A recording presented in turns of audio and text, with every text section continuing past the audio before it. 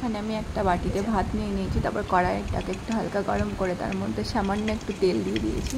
এখানে একটা পরিমাণ মতো শুকনো লঙ্কা আমি ছিঁড়ে ওটা কড়াইয়ের মধ্যে দিয়ে দিয়েছি। তারপর ওটাকে একটু ভালো করে নেড়ে চেড়ে ওর মধ্যে একটু সর্ষে ফোড়ন দিয়ে দিয়েছি আর সামান্য একটু কারি পাতা। ওটাকে এবার ভালো করে নেড়ে চেড়ে তার মধ্যে একটু নুন, আমি পরিমাণ মতন স্বাদ মতন নুন দিয়েছি আর সামান্য একটু হিঙের গুঁড়ো। হিংটা দিলে কি বলতো খাবারটা থেকে ভালো সেন্ট আসে। এবার আমি এখানে 1 বাটি মতন ভাত নিতে, ভাতটাকে পুরো কড়াইয়ের মধ্যে দিয়ে ভালো করে ওটাকে একটু নেড়ে চেড়ে নিতে হবে যতক্ষণ না লাল লাল কালার আসছে। দই ভাত খেতে ভালোবাসো আমার মতন, তোমরা সবাই জানাতে পারো। আমার তো গরমে খুবই ভালো লাগে এই দই ভাতটা খেতে।